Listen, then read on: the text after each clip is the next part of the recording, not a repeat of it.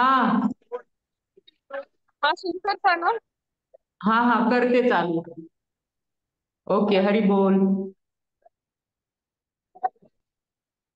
ओम ज्ञानतिमिरन्दस्य ज्ञानाञ्जनशलाकया चक्षुरुन्मीलितं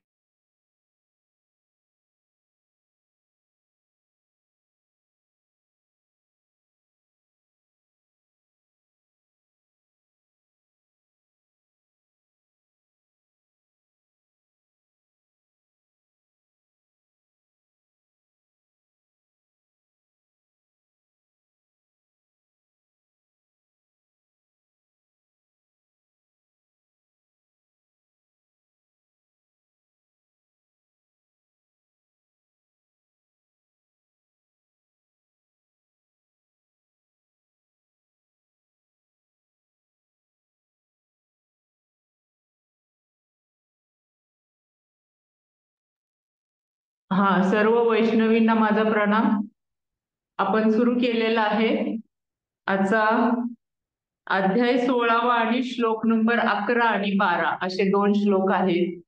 आपण ह्या श्लोकांमध्ये आसुरी प्रवृत्तीच्या लोकांचा विचार आणि कृतीबद्दल सांगत आहेत. भगवंत आपल्याला आसुरी प्रवृत्तीच्या लोकांचे विचार आणि त्यांच्या कृतीबद्दल सांगत आहेत.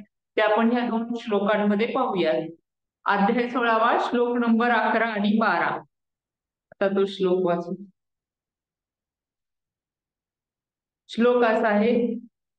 चिंताम परिमेयाम च प्रलयांतामुपाश्रिताः कामोपभोग परमा एतावद इति निश्चिताः आशापाशशतैर्बद्धा कामक्रोध परायणाः इहन्ते कामभोगार्थम अन्यायेन अर्थसंचयान्.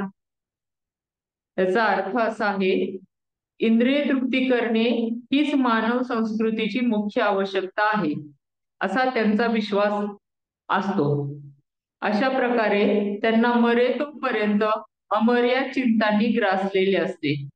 शेकडो हजारो आशारूपी पाशांनी बद्ध झालेले आणि कामक्रोध परायण झालेले हे आसुरी लोक इंद्रिय तृप्ती करता अन्यायी मार्गाने धनसंचय करतात, असा ह्या श्लोकाचा अर्थ आहे. आता ह्या श्लोकामध्ये आसुरी लोकांना असं वाटतं की इंद्रिय प्राप्त करणे हेच त्यांच्या जीवनाचे अंतिम अंतिम लक्ष आहे.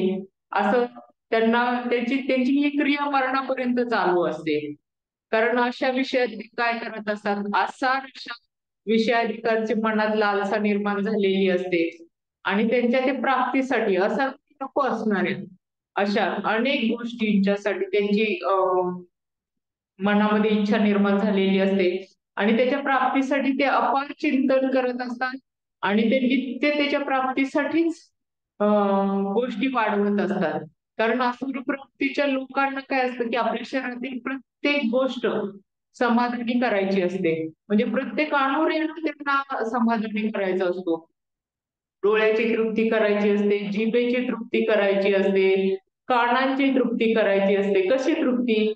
तर डोळ्यांनी मग हे लोक वेगवेगळ्या गोष्टी म्हणजे आपलं जसं आता मोबाईल, पिक्चर, टीव्ही किंवा मोबाईलवरती येणारे असे खराब खराब पिक्चर्स असं पाहणं त्यांना ते खूप उत्तेजना देत असतं ह्या गोष्टींना. ऐकणं, खूप खराब खराब गोष्टी ऐकणं, बोलणं, हे सगळ्या त्याच्यामध्ये त्यांच्या ह्या इंद्रिय तृप्ती हे त्यांची त्याच्यामध्ये त्यांना गरज वाटत असते. त्यांना त्याच्यावरती समाधान मिळत असतं आणि त्यासाठी ते प्रत्येक अवयवाच्या समाधानासाठी सतत ध्यास घेतले असतात.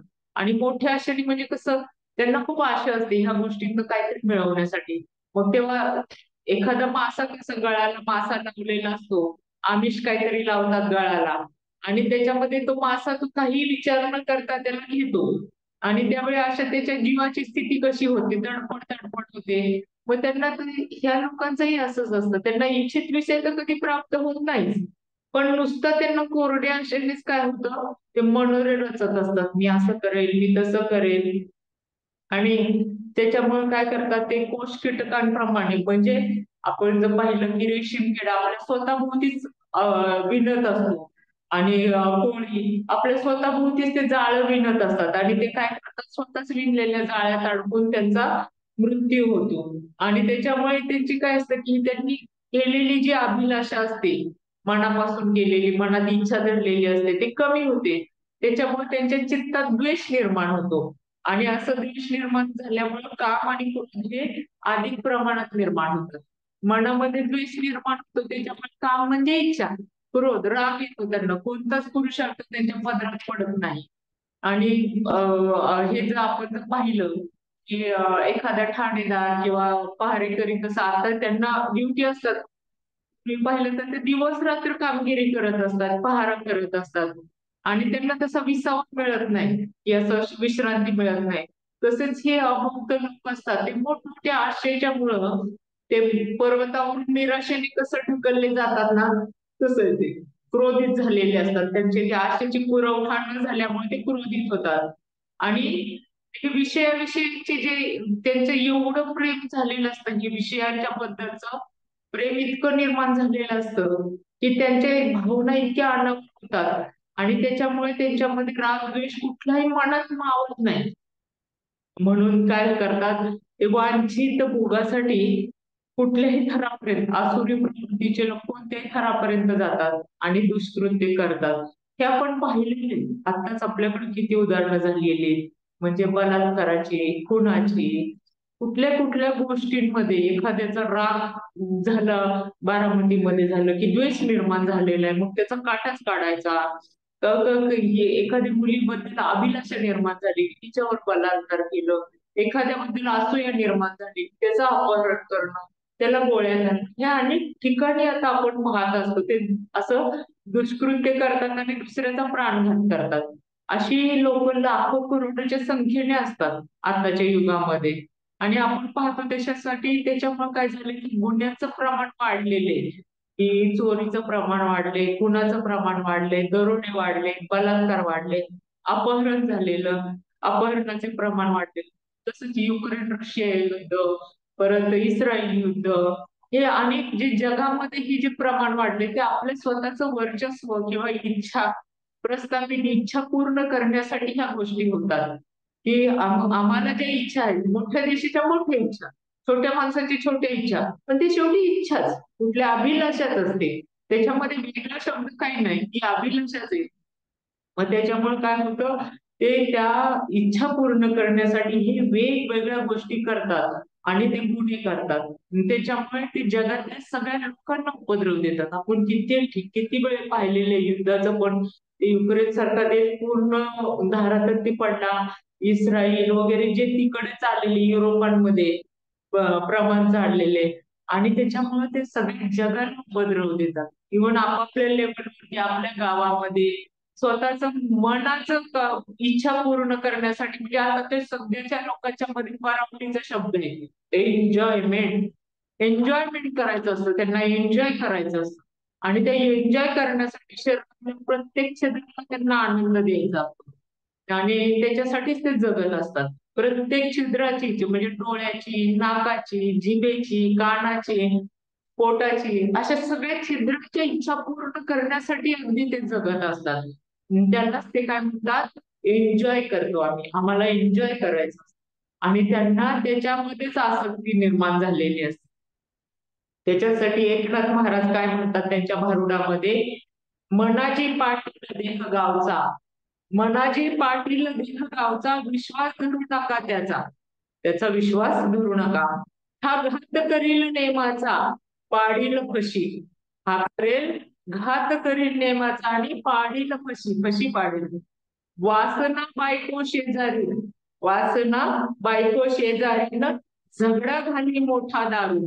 ती काय करेल, झगडा घालेल कुणाशी, तिच्या पायी नागवीन. ते स्वतःच्या इच्छेपायी काय करतात, नागवून, म्हणजे ते आपण धिंगाणे काढतात लोकांच्या मध्ये, अक्षरशः ते अब्रू काढतात. ते घर बुडविशी ते काय करतात, घर पण बुडवतात. एका जनार्दन गंगा दोषी होरा सांगत लोकाशी. जे एकनाथ महाराज सांगतायत की ते होरा म्हणजे भविष्य, थोडक्यात ते लोकांशी सांगतात काय असं असं होईल, म्हणून ते काय म्हणतात, जा शरण सद्गुरूंची, फेरा चुकवा 84. म्हणून ते एकनाथ महाराज काय करतात, या सगळ्या गोष्टींना जर टाळायचं असेल तर सद्गुरूंना शरणचा म्हणजे 84 योनीचा त्याचा अर्थ असा आहे की देह नावाचे गावाचा पाटील, आपला हा देह हे गाव आहे, त्याचा पाटील कोण आहे तर मन आहे. आपल्या ह्या देह नावाच्या गावाचा पाटील कोण आहे तर मन आहे. त्याचा तुम्ही विश्वास धरू नका म्हणतायत एकनाथ महाराज सांगतायत, त्याचा तुम्ही विश्वास धरू नका. आता काय केलं, आता काय केलं, आता ते बहिणाबाईंचं आहे ना, होतो होतो भुईवर मनाचं त्यांनी खूप छान व्याख्या सांगितलेली आहे. कुठं कुठं फिरत असतं मन, तसंच ते पण सांगतायत की त्याचा विश्वास धरू नका या पाटलाचा अजिबात. हा नेमाचा घात करेल. ऐका, हा काय करेल तर घात करेल. याची बायको काय आहे, याची बायको वासना आहे आणि ती शेजारीण पण आहे. असं या वासना शेजारीण पण असते न, ती सारखी भयंकर भांडण करत असते. म्हणजे ती आपल्याशी जेव्हा एखाद्या माणसाला एखादी वासना निर्माण होते तेव्हा ते सतत त्याच्या मन त्याचं द्विधा मनस्थितीत असतं. चांगला विचार त्याला समजत नाही, काही कळत नाही. ते मनाशी भांडण करत असतं. मन असतं ते भांडण करतं की मला असं करायचंय, मला तसं करायचंय, म्हणजे चांगला विचार सुचत नाही. मन बोलतच राहत असतं. त्याच्यामुळे त्याची इच्छा त्या मनाची पूर्ण करण्यासाठी पुरी नागवण होईल. नागवण म्हणजे पूर्ण दिंडोरे निघतील तिच्या पायी. आपल्या समाजामध्ये दिंडोरे मनाचे शरीराचे सगळे दिंडोरे निघतील या वासनेच्या पायी. अशासाठी काय केलं पाहिजे, त्यांना सगळ्यांना आटोक्यात ठेवण्यासाठी ह्या मनाची पाटलाच्या देह नावाच्या गावातल्या मनाला पाटलाला आटोक्यात ठेवण्यासाठी सद्गुरूंना शरण गेल्याने मग हे सर्व तर दूरच राहील. आणि शिवाय 84 लक्ष योनी जन्म मरणाचा फेरा चुकेल असं एकनाथ महाराज सांगतायत. तर लक्षात घ्या, महाराजांनी सुद्धा किती सांगितलेलं आहे छान की आपल्या ह्या शरीराच्या इच्छा वासना म्हणजे आपण इंद्रिय तृप्ती जे म्हणतो ती पूर्ण करण्यासाठी आपल्या मनालाच आवर घालायचा असेल तर सद्गुरूंना शरण गेलं पाहिजे, तरच या मनाला आवर घालू शकतो आपण आणि मग ते 84 लक्ष योनीचा फेरा आपण चुकवू शकतो. तेच एकनाथ महाराज पुढे सांगतात, नका जाऊ मनामागे. काय सांगतात, मनाच्या मागे जाऊ नका. थोरा थोरा झाले जगे. खूप मोठमोठ्या लोकांना दगा दिला या मनाने. हा, थोर थोरा झाले जगे, मी बोलत नाही वाहू गेली. काय वावग सांगत नाही, ते मोठे संत आहेत, ते सांगतात मी बोलत नाही वाहू गे, सावध राहा दादांनो. म्हणजे समाजातल्या सर्व लोकांना ते सांगतात की सावध राहा, मी काय वावग सांगत नाही. वासना वाईट ही बात थोर, म्हणजे ती मोठी आहे. थोर म्हणजे मोठी, वासना वाईट ही बात थोर. वासना ही खूप वाईट आहे. आपल्याला वाटतं की थोडी छोटी आहे, पण ती तशी नाही, छोटी नाही, ती खूप मोठी आहे. वासना ही वाईट आहे. पूर्वी पुरविले लहान थोर, तिच्यामध्ये सगळ्यांना ती घासून सोडते. हा, फिरती 84 लक्ष घर, हे सगळे काय करतात, 84 लक्ष घर. ते जसं सारीपाटाच्या ह्याच्यावरती डाव असतो तसं ते 84, आपण पण ह्या 84 लक्ष योनीमधून हा प्रवास करत असतो. पडाल कशी दादांनो, आपण कधी ह्याच्यामध्ये भाई त्या वासनेच्या आहारी जाऊ आणि कधी कशी पडू आपल्याला सुद्धा कळणार नाही. ते म्हणतात, पडाल कशी दादांनो एका जनार्दनी जोशी, सांगे न शकून सर्वांची. तर हे एकनाथ महाराज सांगतात की हा जोशी सगळ्यांना शकून सांगत आहे. काय, राम नाम वाचासी तेने तरती विश्वासी. काही रामनाम घेतला वाचनी तर ते विश्वाला सुद्धा करून जाऊ, तर तेने तरती विश्वासी दादांनो. तेव्हा त्याचा अर्थ असा आहे की मनाच्या मागे जाऊ नका. हा, काय करू नका, मनाच्या मागे जाऊ नका. मोठे मोठे मनामागे गेले त्यांना दगे झाले. खूप मोठे मोठे लोक आपल्या मनाच्या मागे गेले आणि त्यांचा दगा फटका त्यांना बसला. वासना फार वाईट आहे, तिने फार थोरांना बुडवली, खूप मोठ्या लोकांना बुडवले तिने. तुम्ही कधी फशी पडाल म्हणून सांगतो, मुखाने रामनाम घ्या आणि विश्वाला तारले. रामनामाने विश्वाला पण तारले आहे, तर तुम्हाला पण नाही तारणार. मुखाने काय करायचं, रामनाम घ्यायचं, म्हणजे ते विश्वाला सुद्धा तारून येतात, आपल्याला सुद्धा या वासनेच्या मोहातून तारून येईल. वासनेला आपला पाय घसरून देणार नाही. त्याच्यासाठीच तुकाराम महाराज म्हणतात, शरण गेली आणि काय ते फार फळ, आपण कोणाला शरण गेलो, त्या रामनामाला शरण गेल्याने काय फळ मिळतं? तर तुका म्हणे कुळ उद्धरले. काय होईल? तर कुळाचा उद्धार होईल. आपण उलट खाली जाणार नाही, कुणाचा परंपरा किंवा आणखी चिखलात रुतून बसणार नाही, काही होणार नाही, तर कुळाचा उद्धारच होणार आहे असं तुकाराम महाराज सांगतात. तेच एकनाथ महाराज पण काय सांगतात? इच्छा मुरळीच पाहू नका. म्हणजे इच्छेला नाव काय दिलेलं आहे? मुरळी दिलेले त्यांनी नाव. इच्छा मुरळीच पाहू नका, पडाल नरकद्वारी, नरकाच्या द्वारी जाऊन पडाल त्या इच्छेच्या मागे लागला तर. बोध बुधली ज्ञान दिवटी उजळा. काय करायचं? बोध बुधली, बुद्धी म्हणजे छोटा असायचा, तर ज्ञानाची ड्युटी आपण घ्यायची आणि उजळा महाद्वारी, आपल्या मनाच्या महाद्वाराला उजळा असं सांगतोय. आत्मनिवेदन रोडगा निवतील हरोहरी. म्हणजे आत्मनिवेदनाचा हा जो रोडगा आहे, म्हणजे रोडगा आणि हे करतात पहा, म्हणजे ह्यांच्या रोडगा आणि वाघ्याचं भरीत असं करतात, तसं त्या आत्मनिवेदनाचा रोडगा निवतील हरोहरी असं म्हटलेलं आहे. म्हणजे त्याचा अर्थ असा आहे की इच्छा नावाच्या मुरळीच्या नादी लागू नका, इच्छेच्या नादी लागू नका. आपल्याला काय काय इच्छा निर्माण होते, मुरळी म्हटली की आता ही इच्छा, मग ती इच्छा. मुरळी पण कशी नाचत असते ना, तसं ते इच्छा पण आहे ना आपल्याला नाचवत असते, एक एक एक एक निर्माण करून आपल्या मनामध्ये वेगवेगळ्या इच्छा निर्माण करून आपल्याला नाचवत असते. तेव्हा मेघनाथ महाराज सांगतात, इच्छा नावाच्या मुरळीच्या नादी लागू नका, नाहीतर तुम्ही नरकात पडाल. काय होईल? तर तुम्ही नरकात पडाल. बोधाचा दिवा आणि ज्ञानाची ड्युटी, आपल्याला जो बोध आहे, महाराज महाराज किंवा गुरु महाराज आपल्याला देतात, वेगवेगळे संत देतात बोध, त्यांचा दिवा आणि ज्ञानाची ड्युटी आपण हे जे घेतो, गीतामृताचं ज्ञान घेतो, गीतेचं घेतो, भागवताचं ज्ञान जे घेतो, त्याची ड्युटी महाद्वारी पाजळावी. म्हणजे आपल्या मनाच्या महाद्वाराच्या जवळ पाजळावी, तर आत्मनिवेदनाचा रोडगा असतो तो वाहून वृत्ती निभाव्या. म्हणजे आपल्या आत्मनिवेदन म्हणजे आपल्या आत्म्याला शांती मिळून आपल्याला वृत्ती, आपल्यातल्या जे इच्छा वगैरे सगळ्या वृत्ती असतात त्या शांत केल्या जातात. तेव्हा हे काय होतं? मी तोच, म्हणजे इच्छांच्या मागे लागणारा मीच, आणि तोची मीच. म्हणजे कुठला तोची मी? मी तो आणि तोची मीच.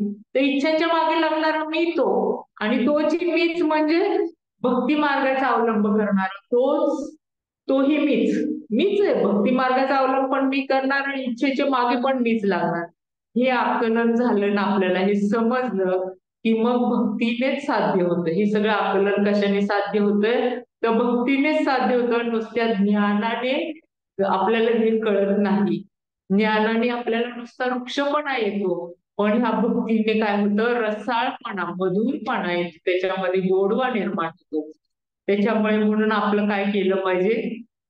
आपली ही जी सर्व इंद्रिय आहेत आणि ते आपल्या ताब्यामध्ये ठेवली पाहिजे. इच्छांच्या बळी नाही पडलं पाहिजे. म्हणजे इंद्रिय भोगासाठी आपण कुठल्याही इंद्रियांच्या मागे न लागता त्यांच्या बळी नाही पडलं पाहिजे.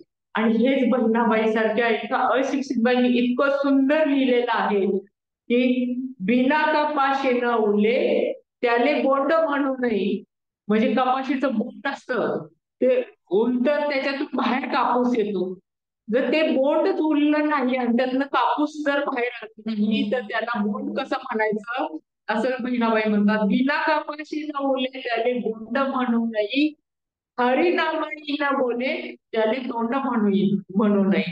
म्हणजे हरिनामाशिवाय बोलत, हरिनामच घेत नाही, दुसरं सगळं बोलतं, त्याला तोंड म्हणू नये. हे बहिणाबाईंनी सांगितलेलं आहे आपल्याला की बिना कपाशी न उले त्याने बोंड म्हणू नये, हरिनामाई ना बोले, हरिनामाशिवाय बोलत त्याने तोंड म्हणू नये. नाही वाऱ्यानं हललं, वाऱ्यानं हललं त्याले पान म्हणू नये, त्याला पान सगळी वाऱ्याने हलतातच. नाही वाऱ्यानं हललं त्याने पान म्हणू नये. नाही ऐके हरिनाम त्याले कान म्हणू नये. जे कान हरिनाम ऐकत नाही त्याला कान म्हणू नये. इतकं सुंदर बहिणाबाईंनी सांगितलेलं आपल्याला. आपल्याला काय सांगायचं? हे अध्यात्म म्हणजे काय असतं ते साध्या सोप्या शब्दामध्ये कोण सांगतंय आपल्याला? तर हरिनाम जे कान ऐकत नाही त्याला कान म्हणण्याचा अधिकार नाहीये. हे असं थोडक्या इंद्रियांचं थोडक्यामध्ये सांगते, सगळे काय वाचत नाही त्यांची कविता. नाही देवाचं दर्शन आपल्या इंद्रियांच्या बाबतीतलं आहे. नाही देवाचं दर्शन त्याने डोळा म्हणू नये. म्हणजे डोळा कशाला म्हणजे मी सगळं बघते, पिक्चर बघते, टीव्ही बघते, मोबाईल बघते, जग फिरते, पण देवाचं दर्शन घेत नाही तर त्याला डोळा म्हणू नये. आपल्या मनाने तरी देवाचं दर्शन घेतलं पाहिजे. म्हणून त्या सांगतात नाही देवाचं दर्शन त्याला डोळा म्हणू नये. आखडला जाण्यासाठी त्याने हात म्हणू नये. हात कशाला म्हणू नये, हाताने किती गोष्टी करतोय आपण, ते नाही, मग त्याला हात कसं म्हणायचं असं बहिणी म्हणतात. आकडला दानासाठी त्याने हात म्हणू नाही, धावा ऐकून आढळला त्याने पाय म्हणू नये. एखाद्याने अडचणीत आहे आपण एखादं आणि त्याच्या अडचणीला आपण होकारच दिला नाही, आपण गेलोच नाही, आपल्याला ऐकायला येते किती व्यक्ती अडचणीत आहे, ती व्यक्ती खूप मोठ्या संकटात आहे, त्याच्या हाकेला जो दिलं नाही आपण, त्याला त्याच्या धाव घेऊन गेलो नाही, तर ते काय म्हणतात, धावा ऐकून अडता पाय म्हणून नाही. केली स्वतःची भरती, नुसतं मी माझ्या पोटाची भरती केली, स्वतःची भरती त्याला पोट म्हणू नये. त्याला पोट नाही म्हणायचे. आपलं नुसतं स्वतःच पोट भरणं, दुसऱ्याचा विचार नाही केला तर काय म्हणायचं, त्याले पोट म्हणू नये. जिला नाही कुठे पाना तिले माय म्हणू नये. आई असेल तर तिला पाना फुटणारच, तिला माया येणारच, पण जिला पानाच फुटणार नाही तिला काय म्हणायचं, आई म्हणायचं नाही, माय म्हणू नये. इमानाने विसरता त्याने नेक म्हणू नये. नेक व्यक्ती आपण म्हणतो की आपण हे चांगलं परमार्थ करतो, आपण करतो, पण त्याच्यामध्ये प्रामाणिकपणे काम करणाऱ्या व्यक्तीला म्हणलेलं आहे इमानाने विसरला त्याने नेक म्हणू नये. जन्मदात्याला त्याने नेक म्हणू नये. त्याला मुलगा म्हणायचं नाही, वडिलाला त्याने छळ केला असं एक मोठ्या त्यांनी आहे की त्याने वडिलांची सगळी संपत्ती घेतली उद्योगपती आणि वडिलांना दारोदारी फिरायला लावलेलं, आपल्याला ती कथा माहित आहे आता सध्या चालू असणारी. आणि त्या त्या म्हणजे वडिलांनी सगळं साम्राज्य केलं एवढं मोठं आणि ह्या मुलांनी सगळं स्वतःच्या नावावर केलं आणि वडिलांना मात्र आता ते टॅक्सी बिक्सी चालवतात असं आहे त्यांचं. म्हणून असल्यामुळे कसं मुलगा म्हणायचं, जन्मदाते म्हणू नये. ज्याच्यामध्ये नाही भाव त्याने भक्ती म्हणू नये. भक्ती असेल तर त्याला, भावच जर नसेल तर त्याला भक्ती कसं म्हणायचं. ज्याच्यामध्ये नाही जेवण त्याने शक्ती म्हणू नये. इतकं म्हणजे ज्याच्यामध्ये नुसतंच पैलवान आहे पण त्याच्यामध्ये शक्ती नाही, कुठलं काय घडत असेल, वावग घडत असेल तर त्याच्या विरोधी जायची त्याची ताकद नाही, तर त्याला काय शक्ती म्हणायचं ना. असं इतकं सोपं सोपं बहिणा बहिणी त्यांच्या कवितेमधून सांगितलेलं आहे. ह्याला काय लागतं आपल्याला हे समजायला, हे अध्यात्म आणि ही भक्ती समजायला काय लागतं, इतकं सोपं करून आपल्याला आपल्या संतांनी सांगितलेलं आहे. ते आपण फक्त आचरणात आणायचं आहे. नामदेव महाराज पण तेच म्हणतात, भावे विना भक्ती कशाने करावी. म्हणजे भावच नाही तर भक्ती कशी करायची. भावे विना भक्ती कशाने करावी, माया वैरी देहा माझी. माया आणि मोह सगळे आहेत, हे सगळे वैरी आपल्या देहामध्ये भरलेले आहेत. देह त्यांनी भरलेला आहे, काम सगळ्यांनी भरलेला आहे देह, तर ते माया वैरी देहामध्ये आहेत. अशाच वेळी काय आहे, अशा लोकांचं काय असतं, हे आपल्या ह्या जे लोक असतात आसुरी प्रवृत्तीची लोक, की त्यांचा कशावरच विश्वास नसतो. त्यांचा पुनर्जन्मावर विश्वास नसतो, त्यांचा मनुष्याला आपल्या कर्मावर विश्वास नसतो किंवा कर्मानुसार प्रकारचे देह प्राप्त होतात याच्यावर सुद्धा त्यांचा विश्वास नसतो. ते करत राहतात, गुन्हे करत राहतात, ते चुकीच्या गोष्टी करत राहतात, त्यांचा ह्या गोष्टीवर विश्वास नसल्यामुळे त्या त्या गोष्टी ते करत राहतात, त्यांचा विश्वासच नाही ना. मग त्यांनी त्याच्या आयुष्यात अनेक योजना आखतात की हे असं करायचं, असं करायचं, पुढं असं करायचं, तर सतत आखत असतात. हे प्रभुपादांच्या तात्पर्यामध्ये लिहिलेले की सतत योजना आखत असतात. ते योजनांना ते कधीच अंत नसतो, त्यांचं सतत चालूच असतं, उद्या मी हे करेल, परवा ते करेल, आणि ते योजनांमधून योजना आखत जातात. परंतु या योजनांची पूर्ती कधीच होत नाही. कारण काय, योजनांची पूर्ती का होत नाही तर त्यांच्या त्या योजनाच खूप अशा हे असतात, आसुरी प्रवृत्तीच्या असतात. म्हणून नामदेव महाराज म्हणतात, जे जे वस्तूसी निमित्त नाही पाहे, त्या त्या विषया मन धावत आहे. नामा म्हणे थोर बघलो संसारा, काळ वैरी पुनरा ग्रासू पाहे. म्हणजे आता आपली इच्छा असंच असते, जे जे वस्तूची मी नित्य नाही पाहिली. मी आज मोबाईल पाहिला, मी चारचाकी गाडी पाहिली, मोटरसायकल पाहिली, आणखी काय पाहिलं की मला घेण्याची इच्छा निर्माण होते ना. माझी हाव काय थांबत नाही, हव्यास काय थांबत नाही, इच्छा काय थांबत नाही. तेव्हा काय आहे, तर ते हे सगळे आपल्या इच्छा होतात. पण आपण काय त्याच्यातनं थांबलेलं नाहीये. पण काय आहे, काळ हा थांबलेला नाहीये. तो मात्र आपल्याला ग्रासण्यासाठी पुढे येतोच आहे. आपला घास गिळण्यासाठी पुढे येतच आहे. आणि तेच प्रभुपाद आपल्या तात्पर्यात सांगतात की काळाचं काय आहे, तर मरणसमयी सुद्धा वैद्यात आपले आयुष्य 4 वर्षांनी वाढवण्याची विनंती करत होता. म्हणजे अशा मनोवृत्तीचे माणूस प्रभुपादांनी वर्णन केलेलं आहे की त्याच्या मरणाच्या वेळी सुद्धा तो वैद्याला आपले आयुष्य 4 वर्षांनी वाढवण्याची विनंती करत होता. कारण त्याच्या योजना अजून पूर्ण झाल्या नव्हत्या. त्याच्या अनेक योजना होत्या, त्या पूर्ण झाल्या नव्हत्या. असे मूर्ख जाणत नाहीत की वैद्य आपले आयुष्य क्षणभरही वाढवू शकत नाही. म्हणजे वैद्य कोण वाढवणार आहे? वैद्य काही करत नाही, वैद्य फक्त उपचार करतात, बाकी त्याच्या हातामध्ये असतं. मृत्यूची सूचना आली की तेथे मनुष्याच्या इच्छेचा मुळीच विचार होत नसतो. मग तुमची इच्छा काय राहिली, काय मग आपण म्हणतो ना, हे गेलं, त्याची ही इच्छा होती, ती इच्छा होती, मग आता त्याचा आत्म्याला कामच शिकत नाही, नामकच होत नाही. तर ते इच्छांचा मुळीच विचार होत नाही आपला. आपली वेळ आली की आपल्याला जावं लागतं. त्यामुळे प्रकृतीचा नियमच आहे तो. मनुष्याला जितका भोग ठरवून दिलेला असेल त्यापेक्षा एक क्षणभरही अधिक जगू देत नाही. म्हणजे आपलं लिहिलेलं आहे, आपले श्वास लिहिलेले आहेत, त्याच्यापेक्षा आपण एक क्षणभरही जास्त जगू शकत नाही. असं हे जाणलं पाहिजे आपण, तरच आपल्याला पुढच्या प्रवासाला सोपी आणि मदत मिळत जाते, तरच आपला पुढचा प्रवास सुखकर होतो. नाही तर आपण मस्तीमध्ये चाललोय आणि आता नाही, उद्या हे करणार, ते करणार, आपला हा उद्याला कधी अंतच नसणार आहे. आसुरी मनुष्याला परमेश्वरावर किंवा अंतर्यामी परमात्म्यावर विश्वास नसतो. त्यांचा कशावरच विश्वास नसतो. आणि आणि म्हणून केवळ इंद्रिय तृप्ती करता तो सर्व प्रकारचे पाप कर्म करतो. म्हणून सर्व आपल्या इंद्रियांची तृप्ती करता तो काय करतो, पाप कर्म करतो. त्याच्या हृदयात एक साक्षीही असतो हे त्याला माहित नसते. आपण पाहिलेले भगवद्गीतेमध्ये की परमात्मा हा जीवाच्या सर्व क्रियांचे निरीक्षण करीत असतो. बसलेले सांगितलेले भगवद्गीतेत. उपनिषदात याबाबत 3 उदाहरण देण्यात आले आहे की एका झाडावर 2 पक्षी बसलेले आहेत. त्यापैकी एक पक्षी शाखेवर सुखदुःख रूपी फळे भोगतो आणि दुसरा पक्षी केवळ साक्षी असतो.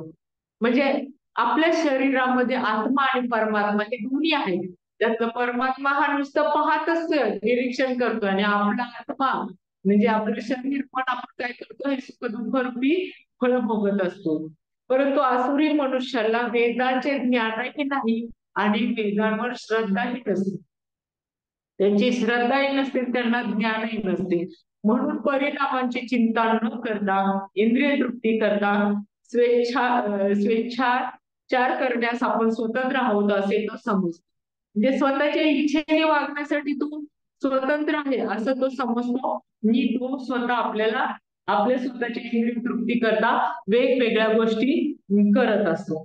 त्याच्यासाठी कसं की त्याच्यासाठी नामदेव महाराज काय म्हणतात, अरे मना शोक करीसी किती. ते नामदेव महाराज म्हणतात, अरे मना किती शोक करशील तू, हा की हे तव वाया धन संपत्ती, हे सगळी धन संपत्ती वायाच जाणार आहे. आपल्या हातात काहीच नाही, आपण काही घेऊन आलेच नाही, काही घेऊन जाणार पण नाही. आयुष्य भविष्य नाही तुझी या हाती, तुझ्या हातात काहीच नाहीये, ना आयुष्य ना भविष्य. हा हे अवघे अंती जाय जणे, हे सगळं जाणारच आहे. हे सगळं आहे ना, हे सगळं जाणारच आहे. त्याच्यासाठी त्यांनी खूप सुंदर लिहिलेलं आहे. हे जनाबाईंचा अभंग आहे, नामदेव महाराजांचा नाही, जनाबाईंचा. एक अर्थासाठी कोटी लेखा 30 लक्ष 10 सहस्त्र लेखा, सात शते नव मास मापा तया हिरण्यकश्यपा काय झाले. बहुधा हे त्यांचं आयुष्य असेल एवढं असून सुद्धा हिरण्यकश्यपूचं काय झालं. तो काय अमर झाला नाही. त्याला शेवटी त्यांनी इतकं सगळं म्हटलं तरी त्यांनी एवढे सगळे वर मागितले की मला इथं मरण नको, तिथं मरण नको, ह्याच्यानी मरण नको, दिवसा नको, रात्री नको. शेवटी त्याचं मरण कसं आलं आपल्या सगळ्यांना माहित आहे. तर त्याचं काय झालं, शेवटी त्याचा शेवट झालाच ना. 14 चौकड्या लंकानाथा. लंकानाथ जे रावणाचा पण तसाच शेवट झाला. 99 सहस्त्र दशरथा. दशरथाचं तेच झालं. हा, तेही गेले स्वर्गपंथा, मागे सर्वथा उरलेली. मागे काही राहत नाही, कोणाचंच काही राहत नाही. कितीही इच्छा आकांक्षा धरल्या तरी मागे सर्वथा नोंदल्याची. म्हणून नामा विनवी केशवाचा, वेगी विठोबाचा पंथ धरा. म्हणून नामदेव महाराज काय म्हणतात की केशवाचा पंथ धरा, विठोबाचा पंथ धरा. नाव सतत जिव्हे नाव घ्या. जिव्हेकडे किती विषयांचा करशील तोच हे जिव्हा. जिव्हे तू किती विषयांचा सोच करशील, नामे तरले दृढ धरा नामी विश्वास. नामा म्हणजे नावानेच सगळे तरलेले म्हणून काय करायचं, त्या नामावरतीच विश्वास धरा. असं नामदेव रंगी रंगना नामया विष्णुदास कोण सांगते, विष्णुदास नामदेव महाराज हे आपल्याला सांगतात की जिभेचा सोस करू नका. तिला फक्त नामस्मरणामध्ये लावा. तिचा बाकी गोष्टींचा मध्ये त्यांना सहकार्य करू नका. कारण हे काय आहे, जर आपण काहीच केलं नाही तर ही सगळी हिरण्यकश्यप गेले, दशरथ गेले, रथी महारथी गेले, तुम्ही आम्ही तर कोण, एवढा सुद्धा धुलकण पण नाहीये. म्हणून काय करतात, नामा विनवी नामदेवरा विनंती करतात, केशवाचा वेगी विठोबाचा पंथ धरा. म्हणजे वेगाने केशवाचा आणि विठोबाचा पंथ धरा असे नामदेव महाराज सांगतात. तेच काय आहे की आपण ह्या गोष्टी विसरतो की आपल्याला काय करायला पाहिजे. ते इंद्रिय तृप्तीसाठी तुकाराम महाराज तर भयंकर आसुरच उडतात. ते फार विचार करत नाही. त्यांच्या श्लोकांमध्ये अभंगांमध्ये असं आपले सगळं काढलेलीच असते. ते इथं सांगतात, तोंडे खाये फार. आपल्या तोंडाने कसं खूप खातं आपलं तोंड, भूक असं नसून खात राहतं. तोंडे खाये फार. पुढे मी त्यांचं नाही विचार करत, पण सतत गुदद्वारे आवाज करीत राहतात. ते लोक काय करतात, आवाज करीत राहतात गुदद्वारे. एक ऐसे ते शहाणे आपुले अधीन ते नेणे. असे शहाणे लोक आपल्या अधीनच राहत नाही. फुले फुले घालून उघडे, पाय पुढे करून चालतात. रागे पाहे लोकांकडे, खेळे द्युत कर्म. आता ह्याचा अर्थ सांगते, मग बोंबली जुलूम निजता आला विता म्हणे मेला गो. तुका म्हणे त्यांनी मनुष्यपणा केली हानी. याचा अर्थ मी वाचून दाखवते, कारण की तुकाराम महाराजांचं हे श्लोक आहे त्यातलं मी काही टाळलेलं नाही, पण त्याचा अर्थ मी वाचते. आहारापेक्षा तो तोंडाने जास्त खातो.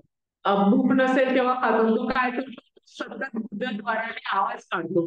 म्हणजे जर जास्त झालं तर काय तरी आवाज निघणारच आहे ना. हा, म्हणून ते प्रमाणबद्ध खाणं, प्रमाणबद्ध राहणं हे आपल्याला थोडक्यामध्ये केलं पाहिजे. त्याच्यामुळे ते अन्य अनेक शहाणे आहेत की आपली इंद्रिय आपल्या स्वाधीन ठेवावी. कितीतरी शहाणे लोक आहेत, आपली इंद्रियच आपल्या स्वाधीन नसतात. खाण्यावरची वासना, ते सतत चांगलं दिसलं की खाण्याचं, सतत काही दिसलं की इच्छा करणार. अगदी त्यांनी ह्याच्यामध्ये ते हे कधीही जाणत नाहीत की आपलेच फुलले आपणच उघडे टाकतो. म्हणजे आपली शोभा आपण करून घेत असतो आणि मग कोणी त्याकडे पाहून हसले की मग आपण त्याला रागवतो, नाही का. आपणच आपली शोभा करून घेतो. जुगार खेळून हारल्यानंतर अन्याय झाला म्हणून बोंबलतो. जुगार कोण खेळायला जातं, आपणच जातो. तिथं हारलो की मग आपल्यावरच अन्याय झाला. तसंच अगदी त्यांनी खूपच हे समागमाच्या वेळी मोह आवरत नाही आणि प्रत्यक्ष प्रसूतीच्या वेळी शिव्या देतात बायका. असं त्यांनी इतकं स्पष्ट भाषेमध्ये लिहिले की नवऱ्याला शिव्या देतात. तुकोबाराय म्हणतात, अशा माणसांनी आपल्या मानवी जीवनाचा नाश केला आहे. अशा माणसांनी इतकं सडेतोड बोलतात ते तुकोबाराय. म्हणजे त्यांचं समाजाला किती त्या आसुराने घेऊन फटकारतायत की तुम्ही ह्या गोष्टी करा, या गोष्टीने असं असं होतोय, असा असा विध्वंस होतो किंवा असा असा नाश होतो, तेव्हा त्या गोष्टी करा. तेच तुकोबाराय सांगतात, भोगे घडे त्याग त्यागे अंगा येते भोग, ऐसे उपराटे वर्म धर्म अंगीचा धर्म, देवांतरे ते पाप फुटे उगवा संकल्प, तुका म्हणे भीड फुटी लाभ विचाराचे भोगी.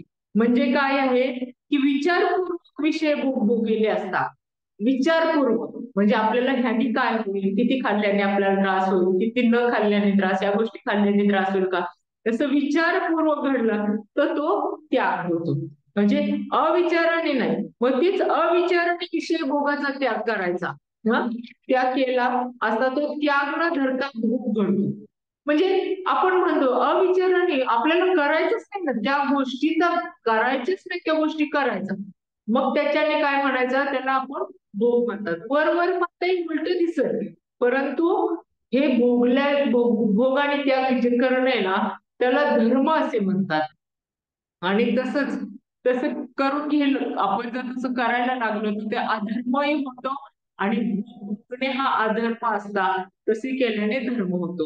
म्हणजे आपले भोग असतात ते जे असतात ते भोगल्याने, व्यवस्थितरित्या भोगल्याने त्याला धर्म म्हणतात आणि अव्यवस्थितरित्या केल्याने त्याला अधर्म म्हणतात.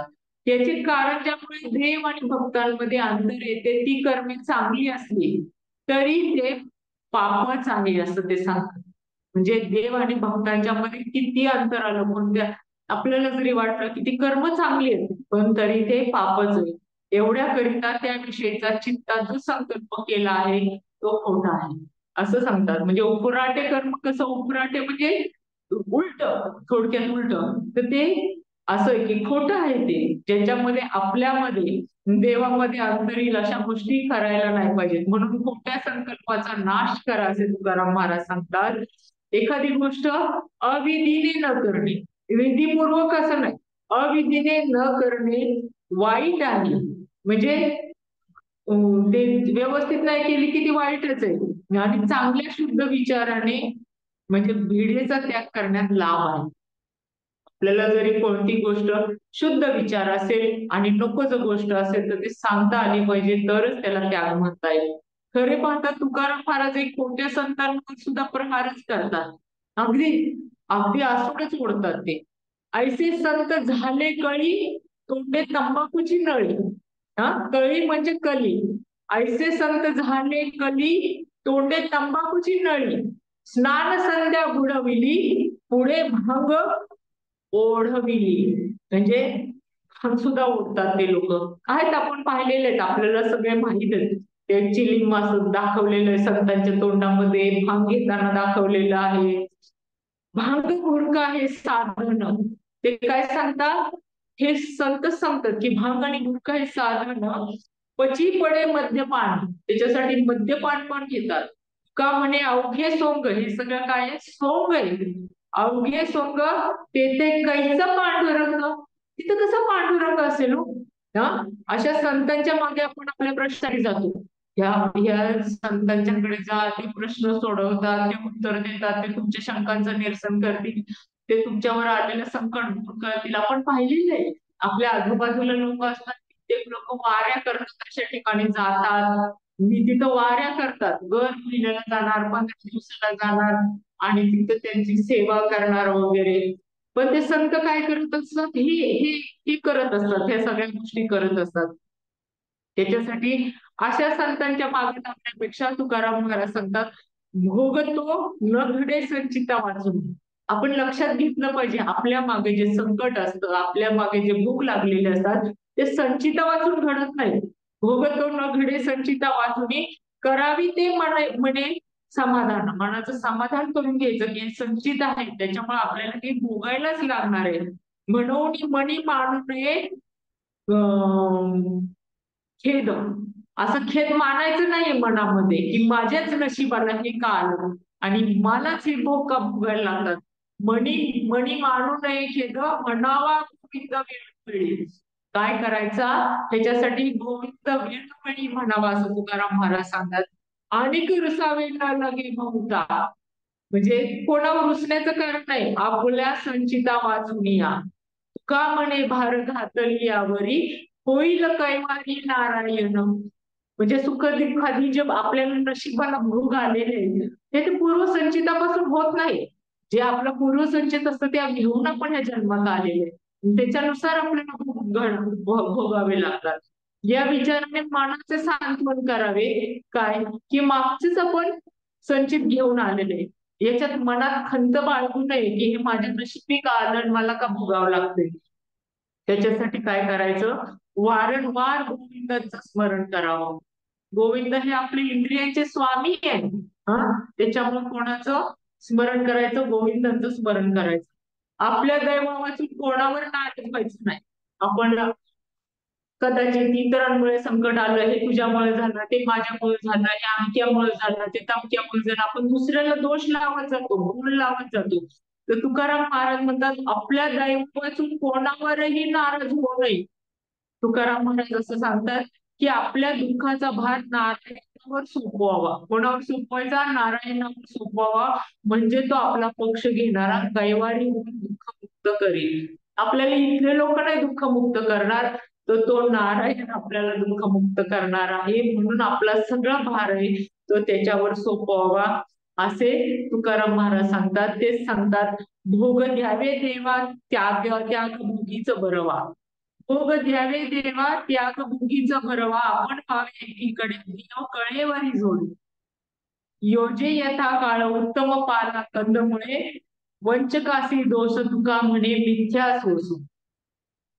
म्हणजे भोग भोग भोगताना काय करतो आपण, कोणताही भोगताना काय आपण पाहिलेलं आहे, आपल्याला शिकवलेलं आहे, प्रभुपादांनी शिकवले, आपल्या महाराजांनी किंवा आपल्या पंथामध्ये सुद्धा, की आपण प्रसाद स्वयंपाक केला तर भगवंतांना दाखवायचं, कृष्णार्पण करायचं. कपडे आणले, भगवंतांना आधी दाखवायचे.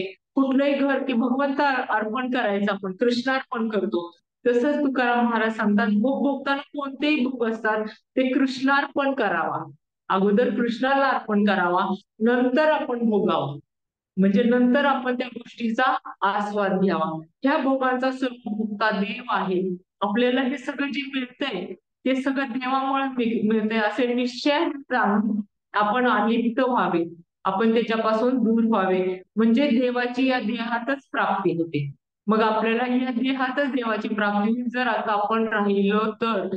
जे आपल्याला इस्कॉन मध्ये शिकवलं, जे आपल्याला करायला सांगतात नेहमी नेहमी, आपण जे करायचा प्रयत्न करत असतो ते सुद्धा या देहातच प्राप्त होईल असं सांगितलंय. आणि तसंच त्यांनी सांगितलंय, ज्या ज्या ऋतूमध्ये जे जे कंदमुळं, झाडाचा पाला, म्हणजे जी जी फळं फुलं काय असेल, आपण म्हणतो का फळे फुले अर्पण करायचं, ते ते सर्व उत्तम मानून त्यांचा विनियोग देवाला समर्पण करण्यात करावा. आपल्याकडे जे जे येईल ते सगळं देवाला समर्पण करावं. तुकाराम महाराज म्हणून म्हणतात की जो माणूस कोणताही भोग देवाला प्रथम अर्पण करतो त्याला मुक्तीच मिळते, पण न अर्पण करता स्वतः भोगतो तो वंचक समजावा. वंचक समजावा असं सांगितलंय. त्यास पाप लागते, त्या माणसाला काय होते, पाप लागते. म्हणून देवाला विसरण्याचा त्याचा उद्योग वाईट आहे असं म्हटलेलं आहे तुकाराम महाराजांनी. म्हणूनच आपण प्रसाद घेताना सुद्धा आपण नेहमी म्हणतो ना, प्रसाद घेताना सुद्धा आपण छान श्लोक म्हणत असतो, शरीर अविद्या जाल, जडेंद्रियत आहे काल. तुम्हाला सगळ्यांना अर्थ माहितीये, जडेंद्रियत आहे काल, जिजवे पहिले विषय सागरे, तार मध्ये जीवाती, लोभमय सुदुर्मती, ताके जेता कठीण संसारे, कृष्ण बडा दयामाय करी बारे जीवा जाय, स्वप्रसाद अन्न दिलो भाई, सेई अन्नामृत पाओ, राधा कृष्ण गुण गाओ, प्रेमी डाको चैतन्य निमाय. जय निमाय जय निताय. आपण हे सतत कृष्णार्पण करत असतो, कारण की प्रत्येक गोष्ट जर कृष्णार्पण केली तरच आपल्याला मुक्ती मिळते, किंवा आपल्याला ह्या देहातून आपल्याला जे काही साध्य करायचे भगवंताच्या धामामध्ये जाण्यासाठी ते आपण साध्य करू शकू. म्हणूनच काय समर्थ रामदास सुद्धा सांगतात, तू संगती सदा घडो, तुझन वाक्य काणी पडू, कलंकमतीचा जडो विषय सर्वथा नाव. म्हणजे सतत काय करायचं, तू संगती ठेवायची, चांगली संगती ठेवायची. आणि कानावर सुद्धा सुजन वाक्य म्हणजे चांगली वाक्य आपल्या कानावर पडली पाहिजे. कारण त्याच्यासाठी संगती चांगली असेल तर चांगली वाक्य निश्चित कानावर पडतात. अकलंक मतीचा जो आपल्या तो सगळा निघून जाऊ, जो सगळा धुरळा साठलाय, धूळ साठली, घाण झालेली ते सगळं निघून जाऊ दे. विषय सर्वथा नावडो म्हणजे हे जे विषय भोग आहेत इंद्रिय विषयांचे, इंद्रिय तृप्तीसाठी आपण जे वेगवेगळ्या विषयांचा भोग करत असतो ते विषय सर्वथा नावडो. असं थोडक्यामध्ये मला समजलेल्या ह्या श्लोकाचं तात्पर्य मी आपल्यापर्यंत पोहोचवण्याचा प्रयत्न केला आहे. प्रभुपादाच्या तात्पर्यानुसारच मी गेलेले आहे. इथं कुठं चुकत असेल तर मला माफ करा. आपल्या सर्वांच्या चरणी हे समर्पण करते. धन्यवाद. कोणाला आपलं मत व्यक्त करायचं असेल तर निश्चितपणे आपण व्यक्त करा.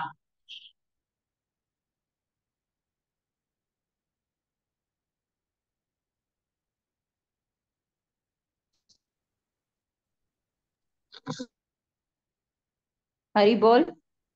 हरी बोल. खूप करता छान. येईल? खूप दिवसांनी संतवाणी ऐकली.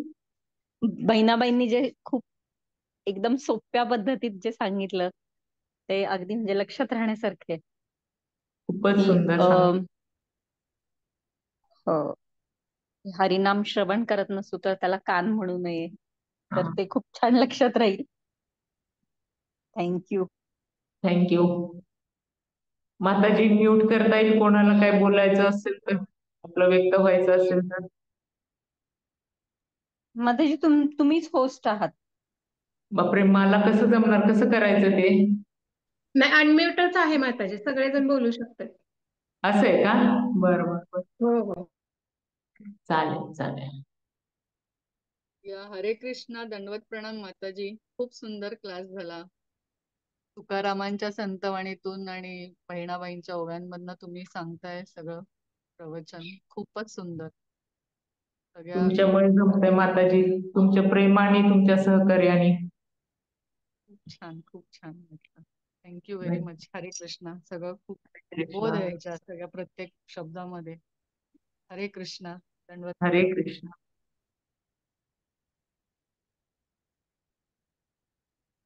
माताजी, ब्युटिफुल लेक्चर. नेहमीप्रमाणेच एवढी गोड संतवाणी आम्हाला ऐकायला मिळते तुमच्याकडून.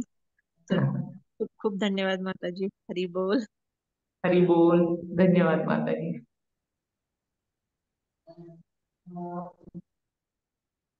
थांबायचं दीपाली अभंगवाणी, माताजी. संतवाणी आणि बहिणाबाईंच्या अभंगवाणी हे खूप सुंदर असतं.